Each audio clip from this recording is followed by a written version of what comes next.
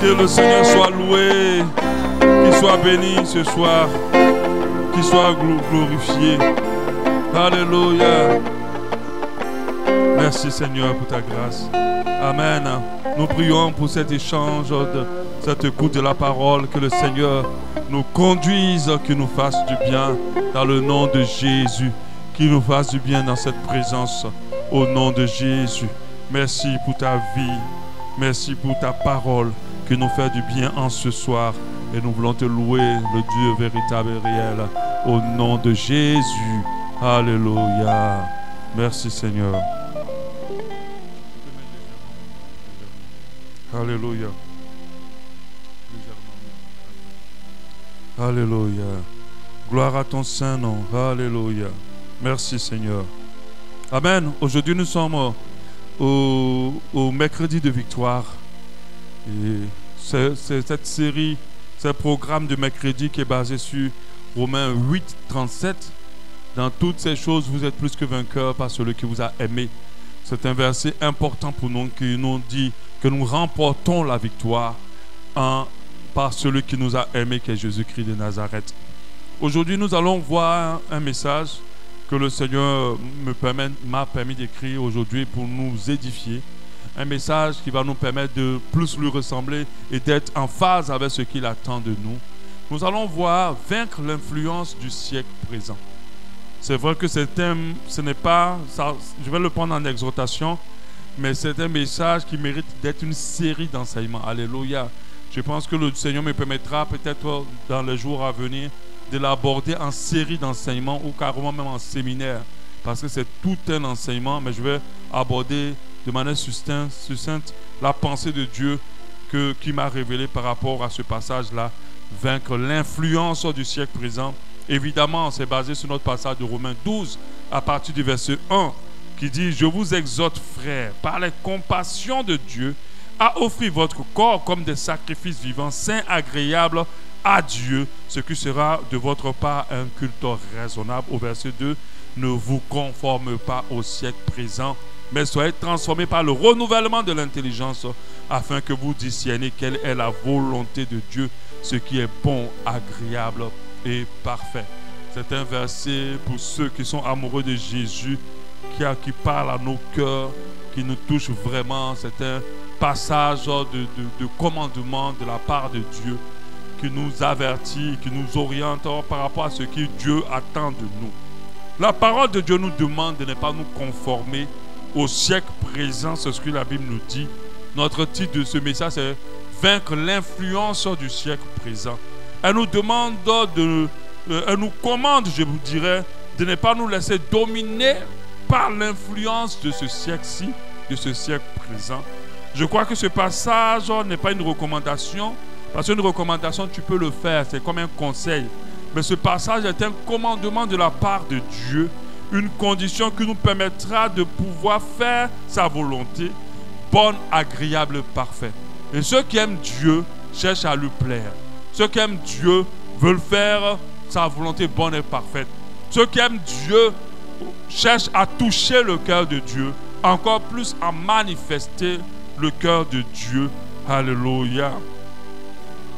Alors, quand on est dans cette dimension d'amour pour le Seigneur, on accorde un grand intérêt à ce commandement qu'il vous dit. Ne vous conformez pas au siècle présent, mais laissez-vous transformer par le renouvellement. Alléluia. Par le renouvellement de l'intelligence, afin que vous disiez quelle est la volonté de Dieu, ce qui est bon, agréable et parfait. Alléluia. Amen. Qu'est-ce que ce verset veut nous dire? Que représente le siècle présent et comment ne pas se laisser influencer par ce siècle présent afin de plaire à Dieu? Voici un peu ce qu'on va traiter en forme d'exhortation et non pas d'enseignement. Alléluia.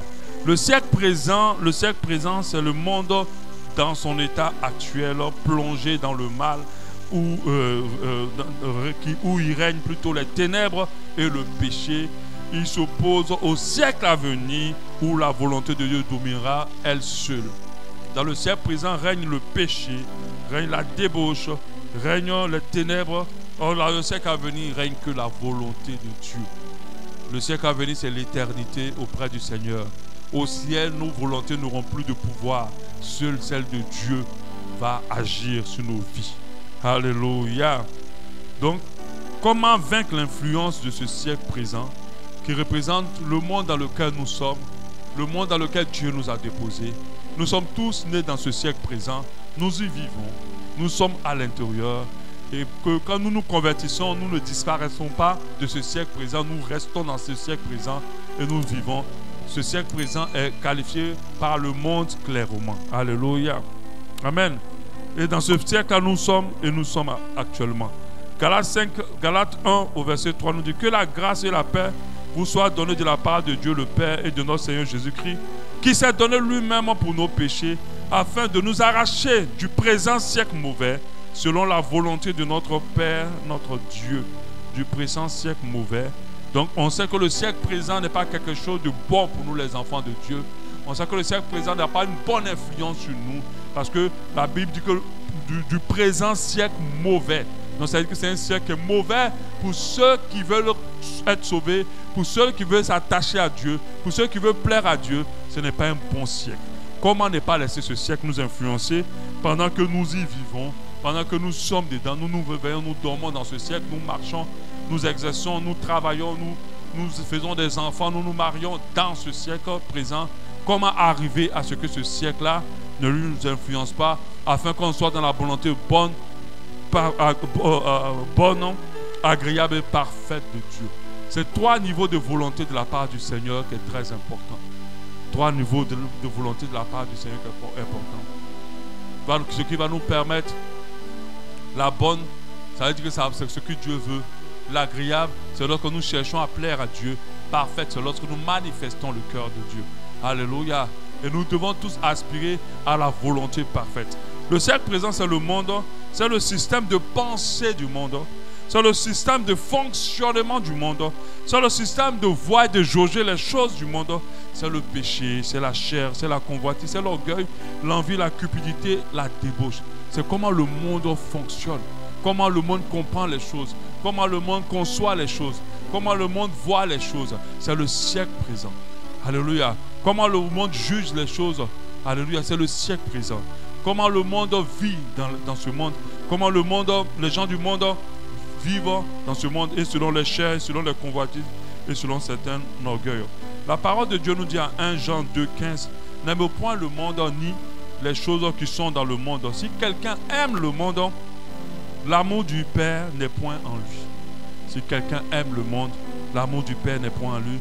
Car tout ce qui est du monde, la convoitise de la chair, ça c'est le siècle présent, la convoitise des yeux. Quand on parle de la convoitise de la chair, on parle de toutes les envies que la chair veut assouvir. Quand on parle de la convoitise des yeux, c'est toutes les envies que le Dieu veut regarder, qui sont charnelles. Et on parle de l'orgueil de la vie, c'est tout ce que nous faisons pour être honorés dans ce monde. Tout ce que nous faisons pour être admirés dans ce monde, tout ce que nous faisons pour être acclamés et ovationnés dans ce monde, pour être glorifiés dans ce monde, on appelle ça l'orgueil de la vie. Ne vient pas du Père, mais vient du monde. Et le monde passe et sa convoitise aussi passe, mais celui qui fait la volonté de Dieu demeure éternellement. Malheureusement, si en tant que chrétiens, certains ne veillent pas, ils ne pourront pas ne pas se laisser influencer par le monde, par le siècle présent dans lequel nous vivons. Alléluia. C'est parce que l'Église se conforme à ce siècle-là que nous entendons beaucoup de choses au sein de nos assemblées qui ternissent l'image de Dieu, l'image de l'Église et l'image de Christ. Parce que l'Église se conforme à ce siècle. C'est parce que l'Église se conforme à ce siècle que beaucoup de choses se passent au sein de nos assemblées. Aujourd'hui, nous sommes la risée, surtout au Gabon, de ceux qui ne sont pas chrétiens. Aujourd'hui, nous avons du mal à parler de Jésus et même à inviter les gens dans nos assemblées.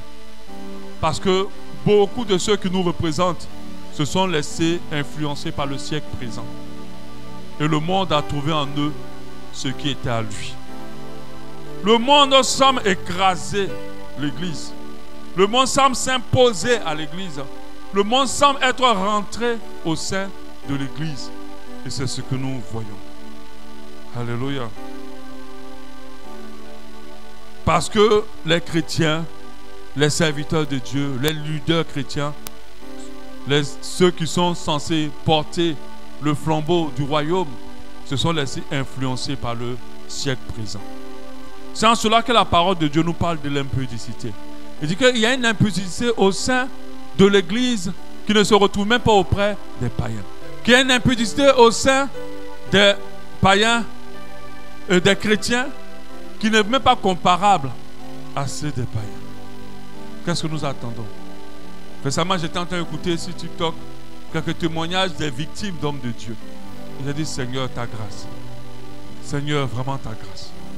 Les gens n'ont plus ta crainte. Ils se disent serviteurs de Dieu et ils font des choses vraiment qui salissent ton nom. Cette sœur à qui un homme de Dieu, vous pouvez lui demander de lui faire une forme de fellation pour la guérir. Cette autre sœur à qui un homme de Dieu a demandé de se déshabiller pour qu'il lui fasse un massage tout nu afin d'enlever sur elle la malédiction de sa famille. Cette autre âme aussi à qui un homme de Dieu a dit que les parents qui sont en train de détruire ton enfant, c'est ton papa et c'est ta maman, pendant que son papa et sa maman étaient déjà décédés. Ça, c'est le siècle présent. Parce que le siècle présent cherche l'argent. Le siècle présent pense à ses intérêts. Le siècle présent profite des autres. Le siècle présent n'a pas compassion de ceux qui souffrent. Ces jeunes femmes, elles viennent vers des hommes de Dieu, dans la souffrance, cherchant une solution. Et puis elles sont exploitées. Il dit à 1 Corinthiens 5:1, on entend dire généralement qu'il y a parmi vous de l'impudicité. Et une impudicité telle qu'elle ne se rencontre pas, même chez les païens. Est-ce que ce n'est pas vrai de nos jours?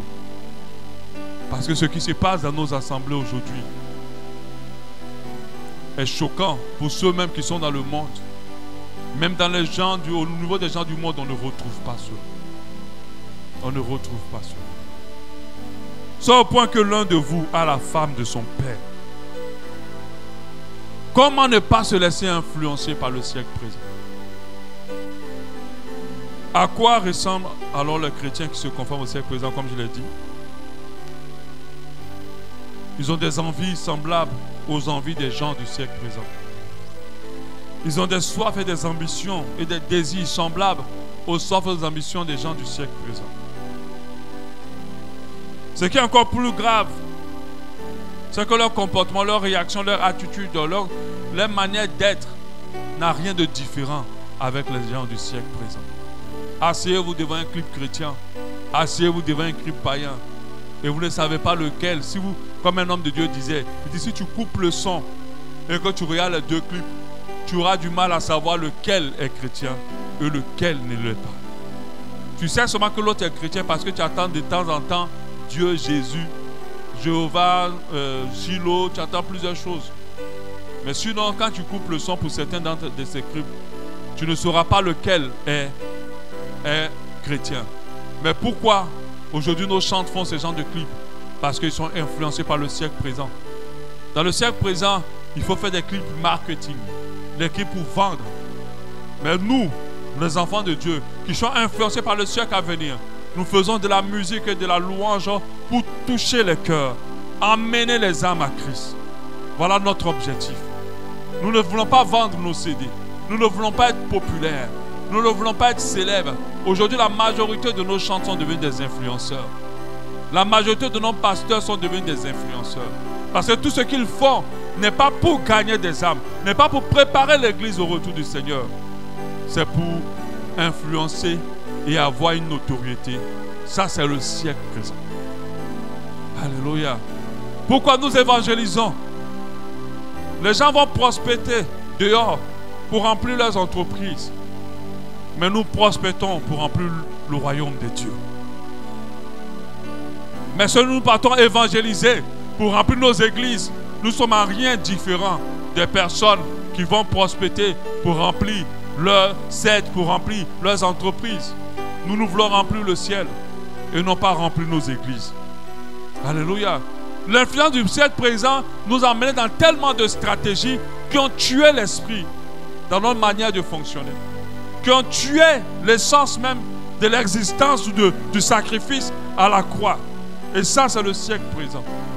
On ne prêche plus pour le salut des âmes. On ne prêche plus pour rapprocher les âmes à Christ. On prêche juste pour la notoriété. On prêche juste pour remplir les églises. On prêche juste pour les offrandes, pour avoir beaucoup d'argent. Les gens du monde, les gens du siècle présent font toutes choses par intérêt de finance. La majorité de leurs actions sont poussées par la part du gain. Et nous, les enfants de Dieu, nous avons reçu gratuitement, même notre santé, notre force est gratuite de Dieu. Personne le matin ne donne à Dieu la quantité d'air ou d'oxygène qu'il a respiré la veille. Personne. Personne ne paye à Dieu la quantité de souffle qu'il a respiré la journée. Tout est gratuit. Sans ce souffle-là, qu'est-ce que tu peux dire que tu peux donner à qui? Si tu n'avais pas ce souffle. Même ton argent, tu ne peux même pas le prendre pour donner à quelqu'un. Et ça, c'est le siècle présent. On est rentré dans tellement de stratégies, tellement de choses qui nous distinguent en rien de ceux qui ne sont pas chrétiens. Même nos mariages sont vécus comme le siècle présent. Il n'y a pas un esprit de sacrifice. Il n'y a pas un esprit de soumission à la parole de Dieu dans nos mariages. Il n'y a pas un esprit d'abandon à l'humilité. Alléluia. Voilà comment nos mariages sont vécus. L'éducation de nos enfants sont vécus comme le siècle présent. La recherche de la richesse est vécue comme le siècle présent. Le siècle présent recherche la richesse pour la gloire personnelle et les besoins personnels. Mais nous, les enfants de Dieu, nous recherchons la richesse pour être riches pour Dieu. Vous voyez comment le siècle présent influence l'Église. On organise tout un programme avec tout un niveau de technologie, pas pour le salut des âmes, mais juste pour la notoriété de ceux qui l'organisent. C'est ça le siècle présent. Le comportement des enfants de Dieu de nos jours ne diffère rien des païens. Encore pire dans le secret. Ce que chacun doit savoir. Dachou, je vais me fâcher. Ramenez-la derrière, s'il vous plaît. Elle me distrait. Ramène-la derrière.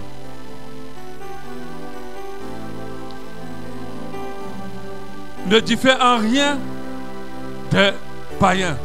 Le comportement aujourd'hui de beaucoup d'enfants de Dieu. Les païens même n'arrivent même pas à ressentir que plusieurs sont chrétiens.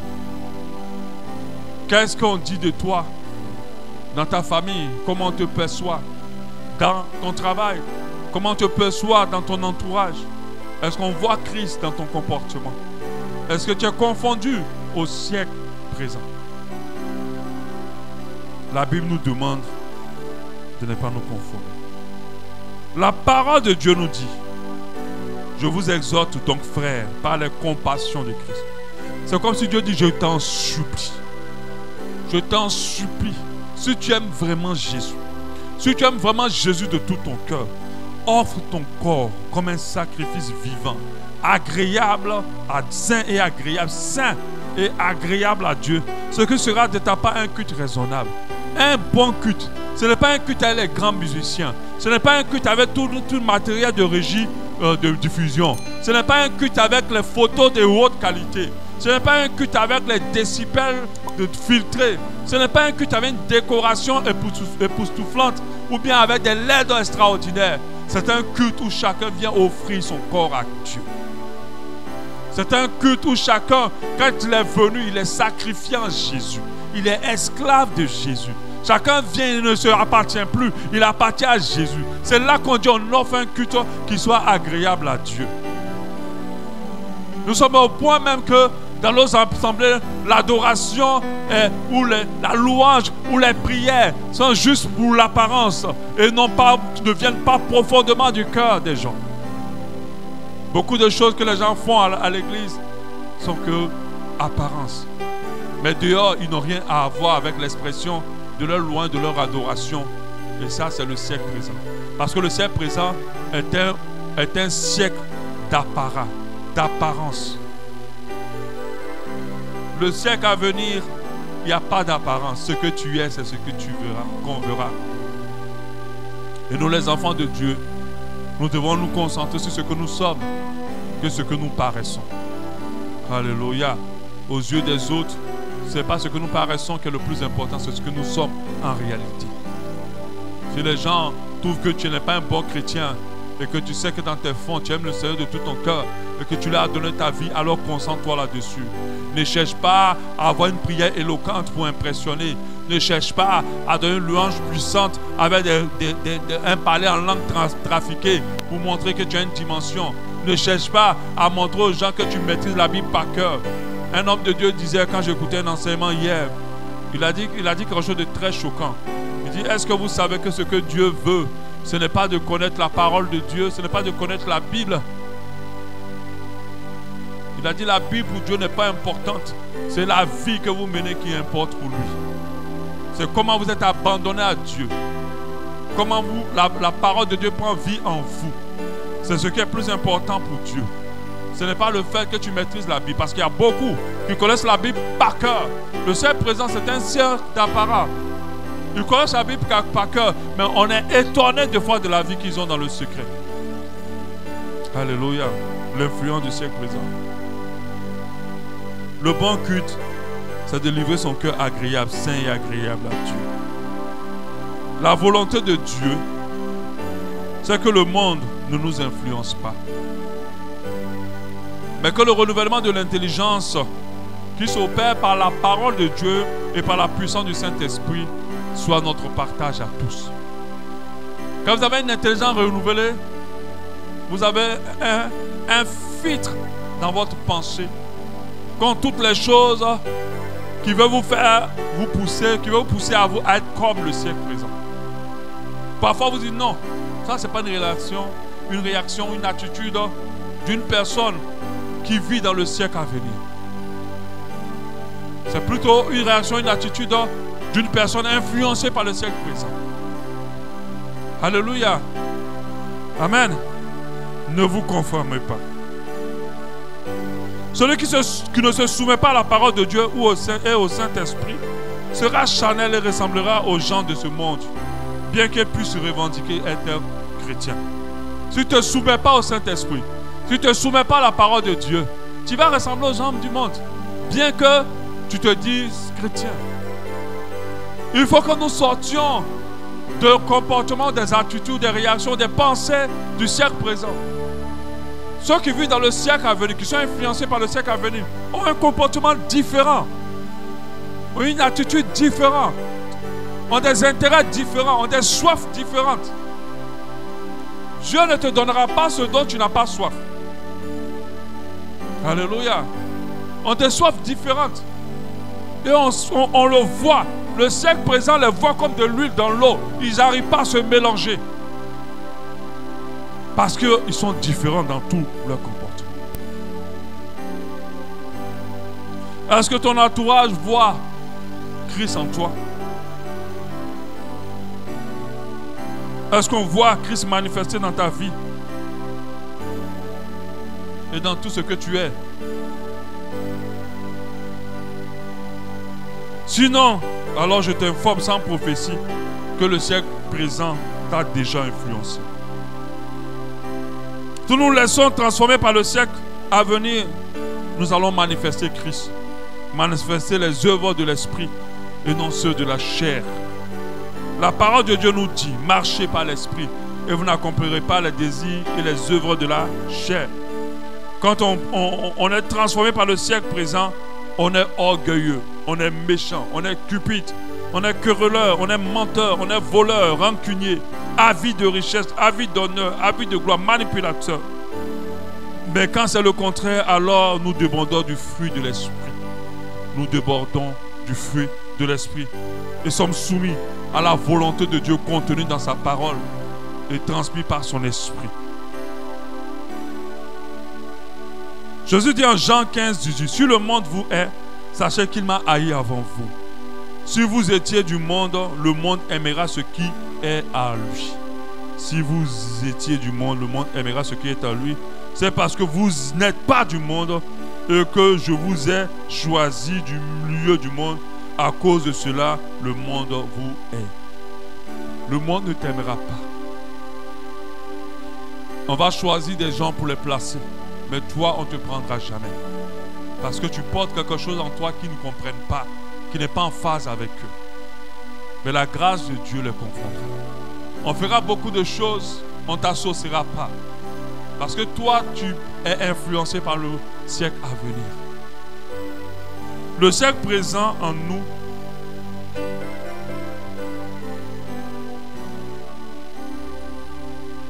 par les mauvaises expériences, le diable, pour nous influencer par le siècle présent, va utiliser des mauvaises expériences pour nous transformer.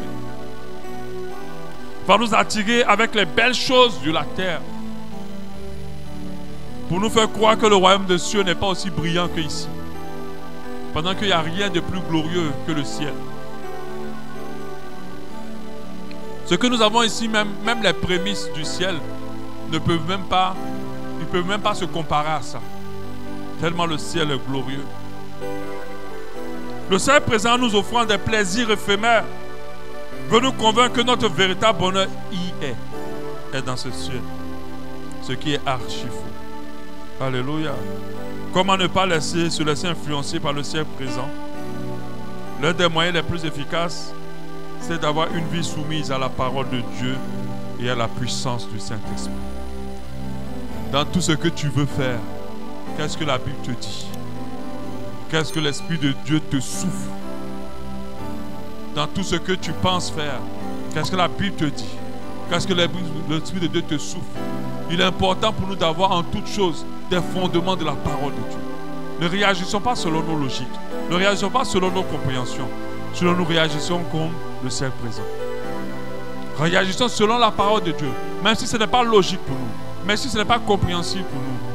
C'est en cela que nous serons façonnés à l'image du siècle à venir. Alléluia.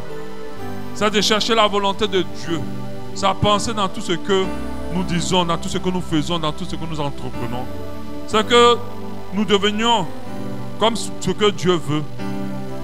Et que nous soucions à chaque fois de connaître la volonté de Dieu et de nous utilisons afin d'être conduits par elle. Afin de manifester les valeurs du royaume. Alléluia. On a ce passage-là qui était un principe du siècle à venir. Il dit en Marc 5, 43, vous avez appris qu'il a été dit, tu aimeras ton prochain et tu haïras ton ennemi. Mais moi je vous dis, aimez vos ennemis, bénissez ceux qui vous maudissent, faites du bien à ceux qui vous haïssent, priez pour ceux qui vous maltraitent et qui vous persécutent, afin que vous soyez fils de votre Père. Vous soyez fils de votre Père qui est dans les cieux. Ça veut dire afin que vous reflétez le siècle à venir. Car il fait lever son soleil sur les méchants et les bons, et il fait pleuvoir sur les justes et les injustes. Si vous aimez ceux qui vous aiment, quelle récompense méritez-vous? Ça, c'est le siècle présent. On justifie notre amour envers quelqu'un parce qu'on estime que cette personne a été bien envers nous. C'est normal pour le siècle présent. Et c'est normal. C'est logique pour le siècle présent d'aimer quelqu'un qui t'aime. Mais pour le siècle à venir, ce n'est pas logique.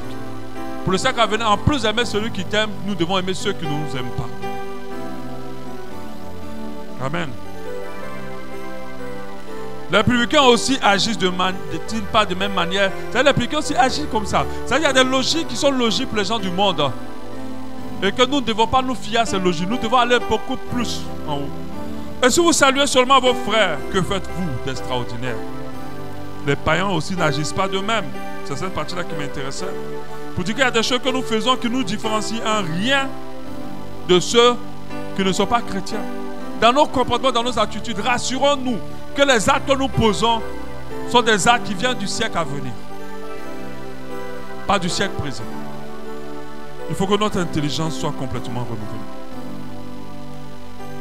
Soyez donc, après il dit, soyez donc parfaits, comme votre Père Céleste est parfait. Il y a un mot commun avec ces deux passages, c'est le mot parfait. Dans l'autre, il dit, afin que vous connaissiez la volonté bonne, agréable et parfaite de Dieu.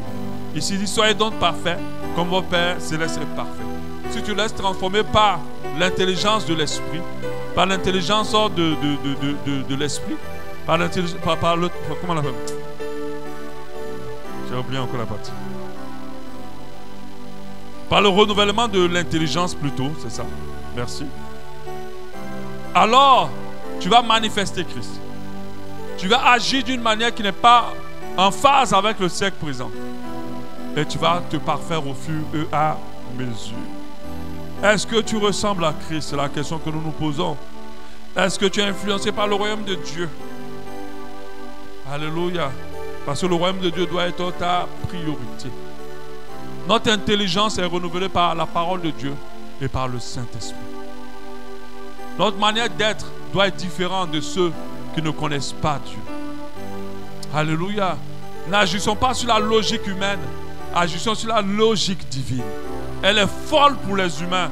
Elle semble être bizarre pour les humains ou pour le siècle présent. Mais elle est en parfaite adéquation, en parfaite harmonie, je dirais, avec la pensée du royaume. Alléluia. Elle est en parfaite harmonie avec la pensée du royaume. L'humilité, l'amour, la sagesse, le pardon, la bonté, la patience, la bénignité, alléluia, la bienveillance. Cela caractérise les enfants du siècle à venir. Alléluia. Nous allons prier que le Seigneur nous aide à ne pas être sous cette influence. Qu'il nous aide à ne pas tomber dans cette influence. Qu'il nous aide à nous éloigner de ce type, cette forme de vie.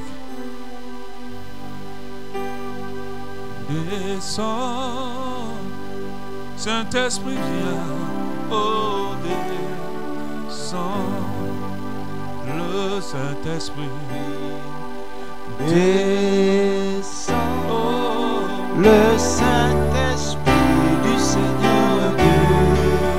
Oh là, le Saint-Esprit, le Saint-Esprit, prions le Seigneur. Descends, oh, le Saint-Esprit du Seigneur Dieu. Que nous soyons, Et que nous soyons comme des anges, oh, pour que nous brillons comme des flammes, pour que nous vivions à jamais dans le ciel. le Saint-Esprit du Seigneur Dieu descend. Pour que nous soyons Que nous soyons comme des anges, comme des anges, pour que nous vivions, pour que nous prions brillons comme des flammes, comme des pour que flammes, nous vivions que nous vivons à jamais dans les cieux. le Saint-Esprit du Seigneur Dieu descend. Pour que nous soyons Pour que nous soyons comme des anges, comme des pour que anges, nous prions pour que nous vivions comme des flammes, comme des pour que nous vivions à jamais. jamais dans le Saint-Esprit, le Saint-Esprit du Seigneur voilà une dernière fois, pour que nous soyons que nous soyons comme pour que nous prions que nous vivions comme des flammes, comme des pour que nous vivions à jamais dans le ciel. le Saint-Esprit du Seigneur Descends. Oh là là, la chérie, le beau ça. Nous avons besoin de la parole de Dieu, du Saint-Esprit. Kada chérie, le beau ça, kababa, babosa. Oh, Esprit de Dieu, viens à mon secours.